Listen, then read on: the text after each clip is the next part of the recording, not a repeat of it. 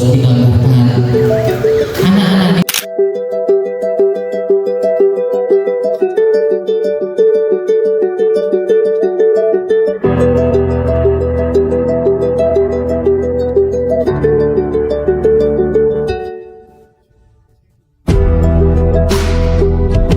Puisi itu atau membaca puisi itu kita menjadi berbeda dengan membaca berita misalnya. Karena puisi itu diperas, kata-katanya benar-benar diperas. Dari sekian banyak kata kemudian hanya dipilih satu kata. Itu ya. Nah, di dalam menulis puisi sudah ada beberapa tahapan yang mungkin bisa dilakukan oleh teman-teman agar lebih mudah dalam menulis puisi. Definisi tadi nanti kalian sambil cari dan akan banyak definisinya. Tapi definisi yang umum yang tadi ya, bahwa dia bagian dari karya sastra yang menulis tentang hidup dan kehidupan dengan memakai kata-kata yang indah atau estetik. Nah, tahapan yang pertama di dalam menulis puisi, tentu karena sebuah puisi diambil dari realitas, maka kita perlu yang namanya yang pertama apa? Mencari inspirasi. Ngapain kita kok sampai repot-repot utar pakai girase tujuh? Kenapa kita sampai dapat? Karena apa? Karena mungkin di tempat-tempat yang sunyi itu, di tempat-tempat yang indah itu, mungkin inspirasi akan lebih mudah datang. Tapi kalau misalnya kalian tiba-tiba akan lebih banyak dapat inspirasi ketika ke kamar mandi, ketika sedang nongkrong, ada banyak juga yang begitu. Ada yang misalnya dia lebih mudah dapat inspirasi ketika di tempat ramai justru misalnya. Ada yang misalnya dia lebih mudah dapat inspirasi di dalam kelas, ada macam-macam. Yang penting yang pertama apa? Kalian harus menemukan inspirasi. Karena dari inspirasi ini kemudian kita akan masuk yang kedua. Apa? Menemukan gagasan. Dan mengumpulkan kata. Jadi menemukan gagasan dan mengumpulkan kata atau menginventarisir kata. Jadi kalau inspirasinya udah ada, nanti gagasannya ada. Oh, ini inspirasinya tentang sepasang kasih. Gagasannya adalah kita bertepuk sebelah tangan. Oh, kemudian kalian melakukan inventarisasi kata, mengumpulkan kata-kata apa kira-kira yang akan berhubungan dengan itu. Sepasang pemuda, sepasang pemuda. Terus lagi nanti menemukan apa? Kata ibarat sandal yang kemana-mana selama berdua.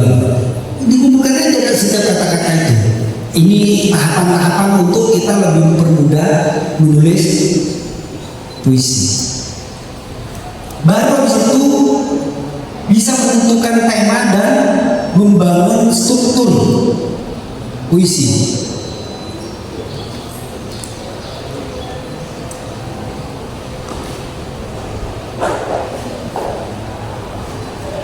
Struktur puisi itu maksudnya kan di dalam puisi itu ada garis, baris, ada bait, gitu ya. Ada paragraf, ada rima, ada irama. Ya kayak tadi. Kenapa kalau merantau kemudian kemarau itu sebenarnya bagian dari struktur puisi. Namanya apa? Rima. A B gitu. Kalau kita mengacu kepada puisi yang konvensional, maksudnya puisi yang lama ya. Jadi rima itu menjadi pertimbangan yang sangat penting. Nah, yang nomor 3 adalah menentukan tema dan struktur puisi. Ya tadi, struktur puisi itu apa? Ada baris, ada stanza, ada rima, ada irama, ada gaya bahasa. Misalnya metafora, pakai apa? Personifikasi, majas, pakai simile dan lain-lain. Terus yang keempat ada menuliskan draft. Jadi kamu yang keempat menulis puisi sebagai draft. Yang pertama tulis aja dulu puisi kasar. sebagai draft awal dari puisi ini. Karena apa? Yang kelima, kita dianjurkan juga untuk melakukan revisi atau apa? Menyuntik ulang. Jadi dibaca lagi tulisannya yang kurang tepat. Oh, ini terlalu boros. Oh, ini terlalu panjang. Oh, kenapa kalau kata ini diganti kata yang lain misalnya. Karena pasti setiap penulis ketika dia menulis puisi pasti akan tetap mengalami revisi.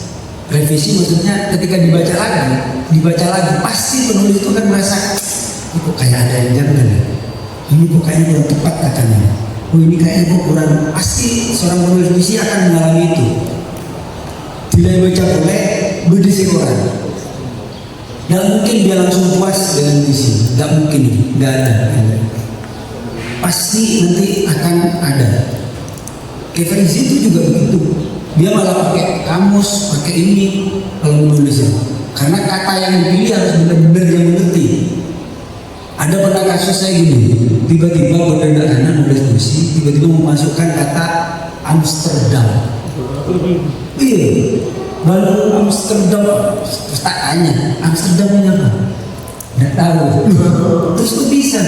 Ya saya pernah dengar, terus pernah lihat, tapi dia nggak tahu Amsterdam itu apa. Cuma karena bagus kalimatnya ditulis. Nah itu kecelakaan itu kalau kayak gitu. Karena seharusnya apa yang kamu tulis itu adalah apa yang kamu benar mengerti. Makanya banyak para tokoh puisi itu dia mesti ketika mengajari menulis puisi mesti suruh menulis apa yang paling dekat dengan dirimu. Tulislah apa yang paling dekat dengan dirimu. Karena dengan yang paling dekat pasti kamu akan mengerti. Boleh suatu ketika menulis viola. Kalimat itu ada viola. Dan viola apa gitu. Terus viola ini apa? Tak tahu ya.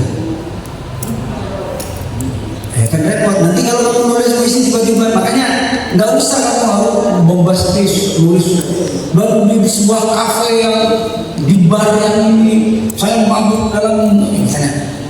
Tapi kamu udah tahu itu apa? Itu kan apa ya, kecelakaan nanti. Karena kalau nanti tiba-tiba ada orang yang mengoreksi bertanya, kalian akan bingung. Hanya mending tulislah apa yang kamu bisa, tulislah apa yang dekat dengan dirimu, tulislah apa yang kamu kenal. Revisi dan menyuntik. Terus saya kenal apa? Membacakannya dan melakukan pengujian. Maksudnya membacakannya itu mana? Kamu bisa ngajak temanmu, kemudian kamu bisa bacakan di depan temanmu. Untuk apa? Untuk menguji kira-kira diksinya ini udah tepat nggak? Kira-kira bisa ditangkap nggak maksudnya? Kira-kira bisa dipahami nggak? Kayak gitu. Karena kan pasti temennya akan komentar kalau kamu baca di depan tuh. Oh, apa itu tadi kok ada kata apa mendulang asa di puncak dahaga misalnya. Asa itu kan nanti akan terjadi dialektika itu. Makanya kalau pengen puisinya bagus di dalam latihan menulis puisi itu harus juga berani membacakannya atau mengujikannya di depan teman. Ya bisa juga kalau misalnya tidak butuh ke teman lain kan tadi di atas sudah ada. Sebenarnya pembaca pertama puisi kita itu adalah kita.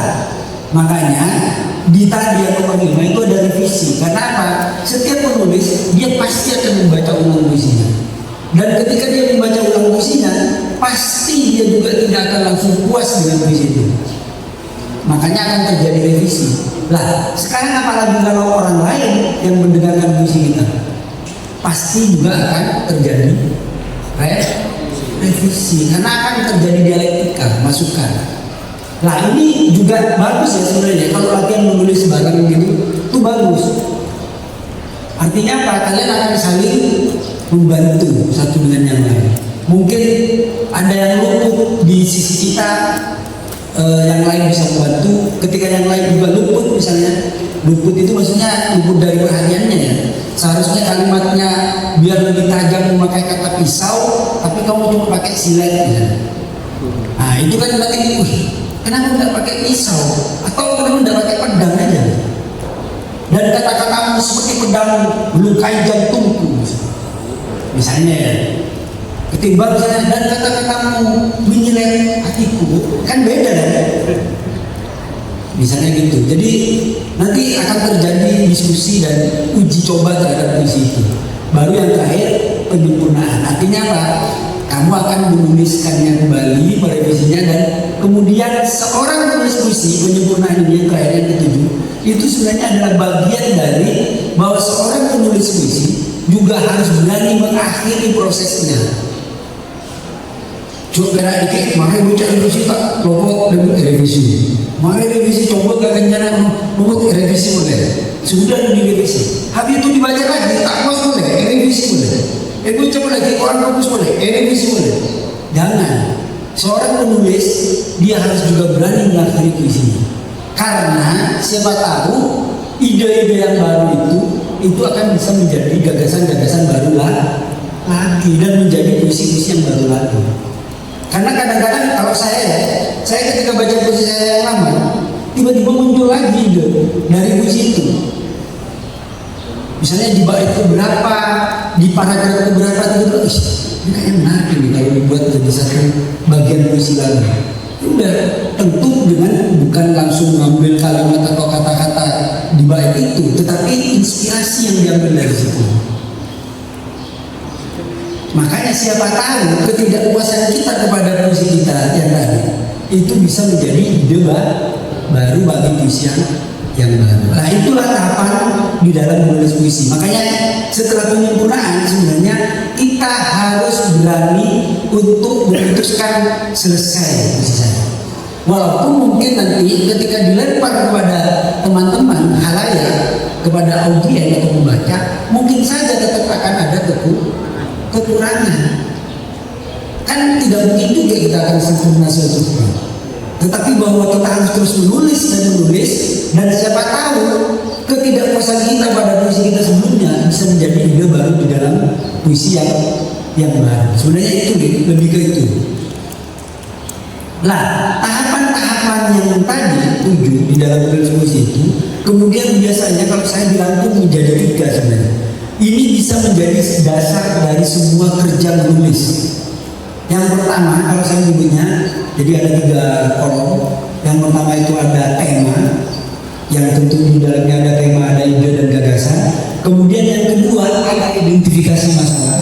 Kalau saya menyebutnya identifikasi masalah, yaitu apa? Yaitu identifikasi dari persoalan-persoalan yang ada di dalam tema. Terus baru habis itu karya yang kedua. Karya artinya apa? Menuliskannya. Lah, identifikasi masalah yang contohnya misalnya gini. Kita bisa melakukannya identifikasi sederhana, misalnya gini. Kalau ini misalnya saya taruh di sini, kira-kira yang bisa diidentifikasi dari sini apa aja? Apa aja? Air, terus apa lagi? Botol, terus apa lagi? Tulisan, suci, terus apa lagi? Putih, misalnya. Terus bisa menghilangkan haus dahaga, terus apa lagi? Bening, terus apa lagi? Menghidupkan, banyak. Nah di kata-kata itu sebenarnya nanti akan mudah kita untuk membuat karya. Jadi kalau saya baginya jadi 3 di dalam prinsip dasar penciptaan saya itu tema, identifikasi tema atau identifikasi masalahnya, kemudian karya. Nah fondasi ini sebenarnya bisa dipakai untuk semua kerja kepenulisan. Oke, sampai di situ dulu. Ada pertanyaan? Saya kembalikan ke moderator.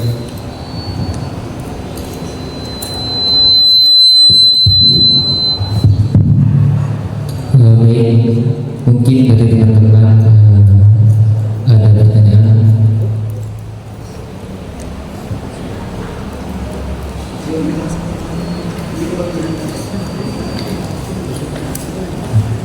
Cukup.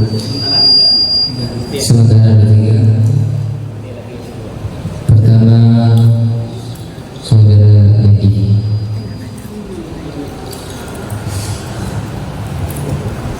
Assalamualaikum warahmatullahi wabarakatuh. Saya ingin menanyakan Muhammad Hadi. Yang pertama, saya ingin menasihati kepada Bapak bagaimana cara kita menulis puisi yang puisinya itu sedikit namun itu artinya sangat luas, Pak. Karena itu menurut saya sangat membingungkan kepada pembaca. Yang kedua tentang tahap-tahap membuat puisi. Yang pertama itu mencari inspirasi. Yang katanya tadi kita harus langsung mendatangi ke tempat yang kita ingin menciptakan puisinya. Namun kalau kita ingin menciptakan contoh tentang dahulu tentang pahlawan kita itu, Pak, itu gimana caranya, Pak? Ya mungkin itu saja dulu dari saya. Assalamualaikum warahmatullahi wabarakatuh.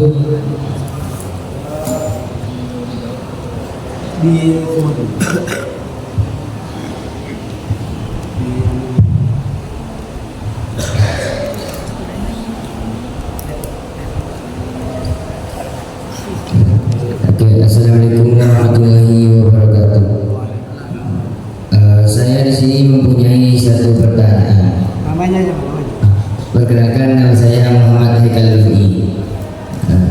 Di sini saya mempunyai satu pertanyaan, yaitu bagaimana mencari tema seperti halnya di pamflet lomba kemerdekaan.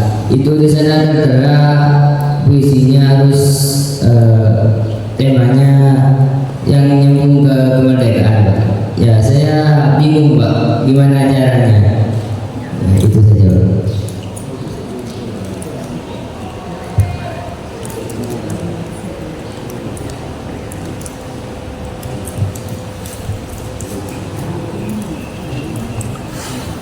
Assalamualaikum warahmatullahi wabarakatuh. Perkenalkan, nama saya Ekin dari kelas 11 bahasa. Di sini saya ingin menanyakan mengenai puisi yang terlalu absurd sehingga sang pembaca itu tidak sampai pesannya dari si penulis ke pembaca itu tidak sampai. Contohnya seperti ada di, kalau nggak salah, di puisinya A.F. Rizal itu, Mas. Salah satu katanya yakni palu di mulutku. Itu kan masuk puisi yang agak gelap. Nah, tujuan dari puisi yakni pesan yang ingin disampaikan kepada si pembaca. Dan juga puisi itu multitafsir, Mas. Ketika seseorang yang menulis, namun sang pembaca menafsirkan beda, itu kan emang sudah dilihat dari hakikatnya itu multitafsir. Namun kembali kepada yang pertama, pesan yang kita sampaikan itu tersampaikan, Mas. Jadi yang ingin saya tanyakan, bagaimana ketika puisi kita itu sudah kita rasa maksimal, namun ketika seseorang itu membaca, Mas, itu tidak sampai pesannya. Gitu. Mungkin hanya itu dari saya. Assalamualaikum warahmatullahi wabarakatuh.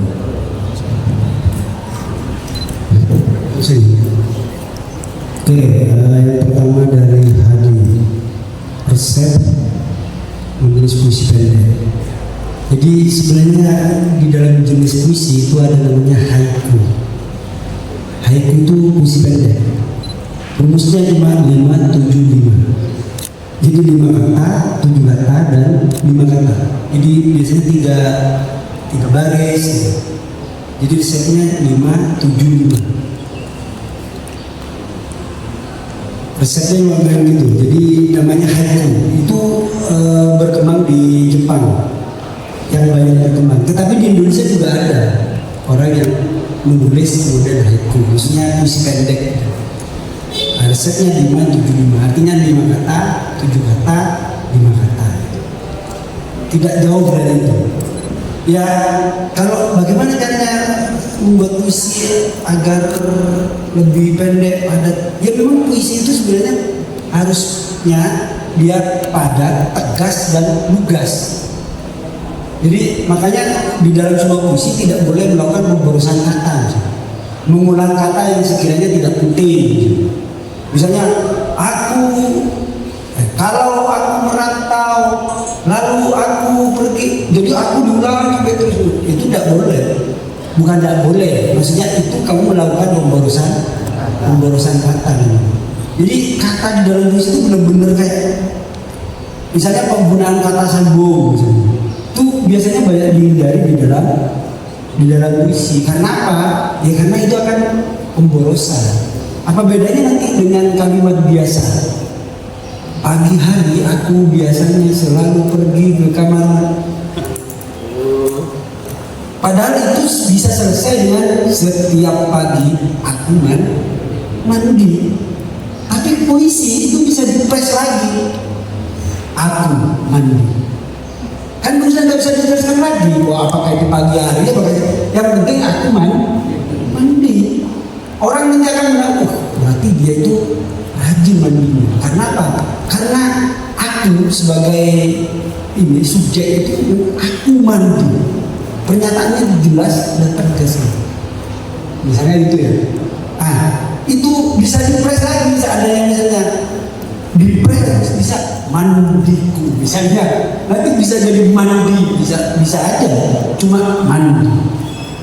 Aku selalu bisa atau apalah.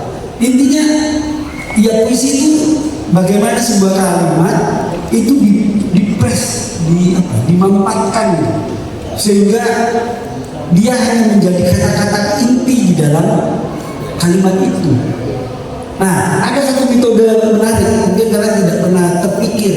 Ini bisa dijadikan metode, yaitu apa? Menggabungkan dua kata secara langsung. Misalnya ini, kalian pernah berpikir betapa puitisnya misalnya kata daun pintu. Itu kan dua kata yang sama-sama berdiri kokoh sebagai kata ini.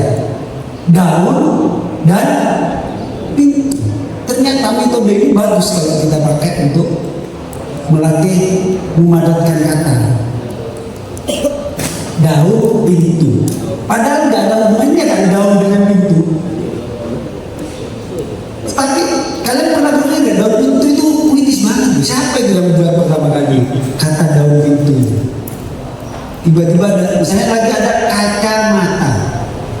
Ada hubungannya kaca sama mata? Kan nggak ada ya? Tapi lah itu bisa dipakai kalau kalian mau belajar menulis puisi. Jadi menggabungkan dua kata secara langsung, tetapi harus tepat. Artinya ya diperhitungkan. Misalnya apa? Kaki kursi. Nah itu kan bagus. Masa kursi berdasarkan ada? Tapi kan kaki kursi. Menarik kan?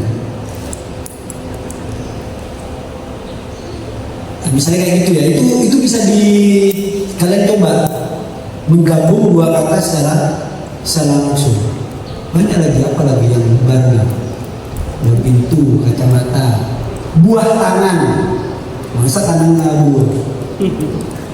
Buah tangan, itu kan bukan kalimat yang diniatkan untuk puisi, tetapi puitis.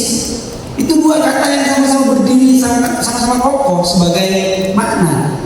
Buah adalah misalnya kan sesuatu yang lahir dari tumbuhan atau pohon dan bisa dimakan, misalnya gitu ya. Terus tangan, anggota badan manusia, nggak ada hubungannya, tetapi buah tangan bagus, kritis. Jadi nanti kalian bisa belajar coba memakai cara menggabungkan dua kata sekaligus. Ini saya cuma mungkin yang suka membuat puisi yang begitu. Belum tentu maksudnya yang lain punya metode begitu gitu. Walaupun karena tidak banyak orang yang sadar bahwa menggabung dua kata sekaligus ternyata itu sudah dipraktekkan di dalam keseharian kita. Misalnya di dalam bahasa Indonesia ada daun pintu, buah tangan, kacamata, tangan panjang, banyak kan? Tapi kita tidak sadar bahwa itu puitis. Nah, coba kalian mulai sekarang kalau belajar menulis puisi, coba juga membuat puisi dengan menggabung dua kata. Nah itu juga dia bisa lebih memadatkan kata. Oke. Tapi sebenarnya ya tentu jenis puisi banyak ya. Juga bukan yang pendek itu lebih bagus daripada yang panjang, enggak juga. Ada yang panjang tapi juga bagus gitu. Panjang tapi padat. Ya kayak model-model puisi Mas Zul itu kan puisinya panjang, tapi kan padat. Beda dengan puisinya Joko Widodo, pendek, terus agak guyon, tapi juga padat maknanya. Dan setiap orang pasti akan nanti menemukan karakter penulisannya sendiri. Itu ya. Terus yang kedua, inspirasi. Apakah inspirasi itu harus langsung ke tempatnya? Kalau masih bisa dijangkau, diusahakan ke tempatnya, saya pikir akan lebih bagus. Karena menulis on the street, artinya di tempat, itu akan berbeda dengan menulis dengan jarak. Maksudnya dengan jarak, kalian misalnya dulu pernah lihat ini, tiba-tiba ingat lagi, iya dulu pernah ditulis. Kamu kan pasti ada proses untuk ingat. Tapi kalau kamu menulis kemudian langsung datang ke tempatnya, energi, situasi, perasaan dan lain-lain itu bisa langsung menyatu di dalam diri kita. Bagaimana dengan menulis yang sejarah misalnya? Apakah harus kita kembali ke? Ya enggak juga. Bisa kan inspirasi itu tidak harus langsung harus pada saat itu juga gitu. Enggak juga. Artinya inspirasi itu bisa didapat sebagai imajinasi, bisa sebagai apa misalnya. Artinya tidak harus langsung ke tempatnya juga apa-apa. Tetapi ke tempatnya mungkin akan lebih berbeda menuliskannya. Karena aura tempat itu akan berbeda, energi tempat itu akan juga ikut membentuk psikologi kita di dalam menulis. Misalnya, kamu nulis Gaza, misalnya ya, ini contoh ya, kamu menulis Gaza, kamu mungkin sedih ya membayangkan anak yang peristiwanya di sana, anak kecil yang kain, kamu cuma lihat. Coba bayangkan seandainya kamu nulisnya di sana, gimana kira-kira? Nulis anak-anak jual itu gimana kira-kira? Pasti akan berbeda. Jadi kalau langsung di tempatnya pasti akan berbeda. Kenapa? Karena sebuah tulisan itu sebenarnya bisa lahir dari pengalaman, dan pengalaman itu akan sangat berpengaruh terhadap pilihan-pilihan kita di dalam menulis, termasuk pilihan kata. Kamu pernah merasakan takut, menulis kata takut saja di dalam puisi, tapi kamu tidak pernah merasakan kata takut, itu kan berbeda dengan ketika kamu menulis puisi pada saat kamu juga merasa takut. Dan ketakutan meraja, misalnya kalimat ini akan berbeda dengan ketika kamu menuliskan itu, tapi juga kamu sedang merasakan takut. Kenapa? Karena ada pengalaman yang melatar belakanginya. Itu ya. Jadi tidak harus ke tempatnya, tetapi mungkin kalau ke tempatnya langsung akan berbeda. Karena apa? Karena ada akumulasi pengalaman yang kita rasakan, sehingga dia bisa melahirkan ekspresi yang juga berbeda. Haikal, bagaimana mencari tema? Kan tadi saya bilang kan bisa dengan cara tema. Tentu di dalam tema itu ada ide dan gagasan. Kemudian apa? Melakukan identifikasi tema atau identifikasi masalah dari tema itu. Kalau misalnya temanya adalah perjuangan kemerdekaan, apa misalnya yang bisa diidentifikasi dari kemerdekaan? Pertama, di situ ada kata merdeka. Nah, merdeka itu apa? Terbebas dari penjajahan. Itu sudah dapat berapa ekspresi kita di dalam kata merdeka saja. Di sana ada penjajah, ada kebebasan. Kan udah banyak. Terus lagi di dalam kemerdekaan di sini ada apa? Ada penjajah. Penjajah itu siapa? Kan banyak ini. Terus kalau kita dijajah, apa yang kita rasakan? Kesedihan, penderitaan, banyak. Dan bisa dinilai juga. Apa contoh dari pengalaman menderita karena dijajah? Apa misalnya? Ada rumusa, ada apa dulu itu kan? Ini bisa diidentifikasi aja yang kamu bisa ingat dari peristiwa itu. Yang kemudian dari setiap kata-kata itu bisa dilahirkan kalimat puisi. Misalnya, dari mana datangnya kemerdekaan ini? Atau apakah kita sudah merdeka?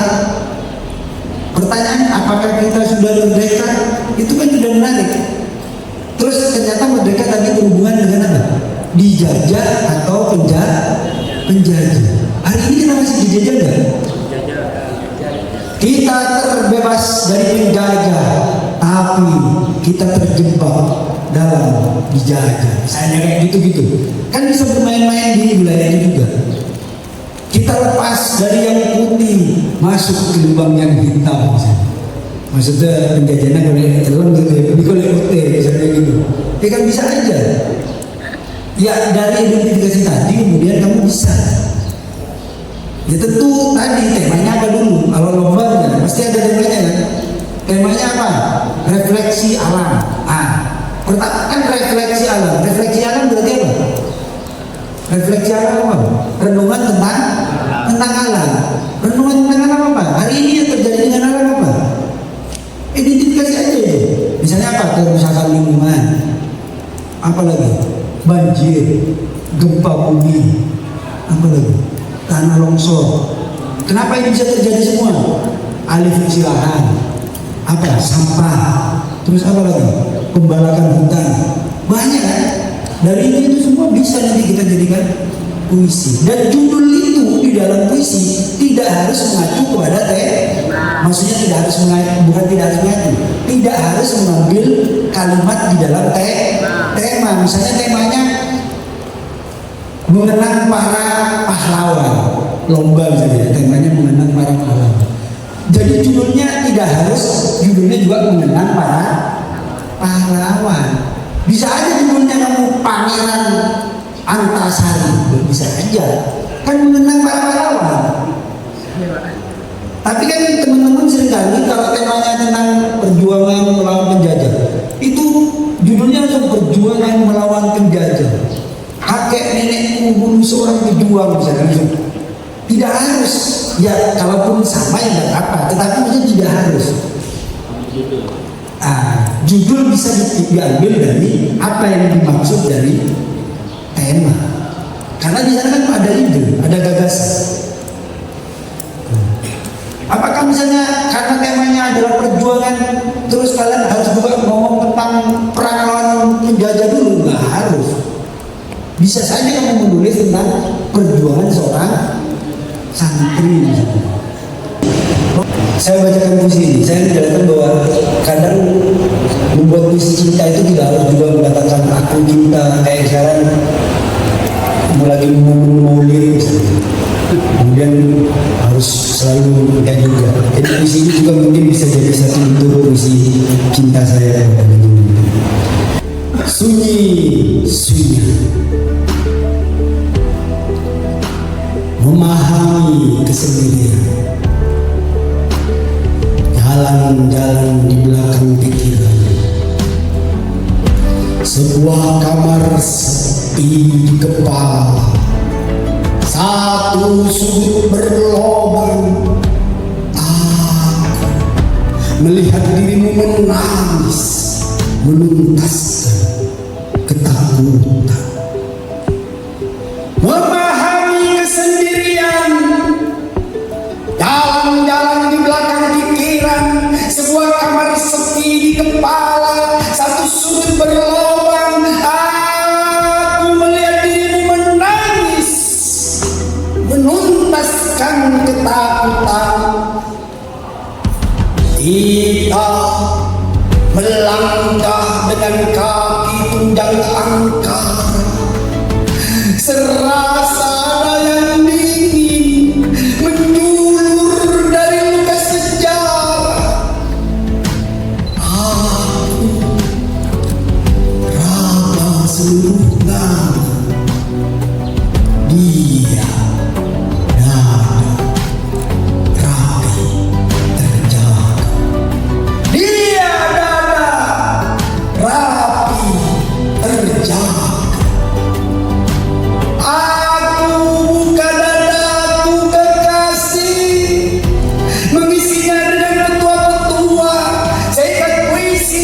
baju lusuh di jemuran dan lembaran buku-buku.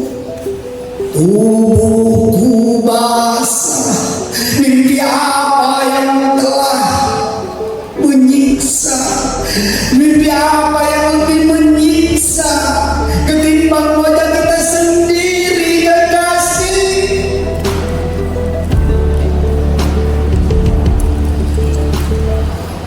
Aku memandang ke langit, nafasku berat, nafasku berat, berlarian burung-burung dari kata, lantas diri ini menjadi milik. Ruang paling sunyi bagi sentuh.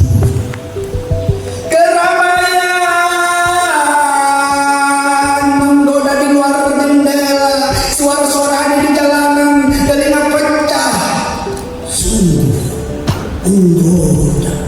menggoda kita sibuk, menggoda untuk terus berjalan jauh, memasuki kenyataan di luar.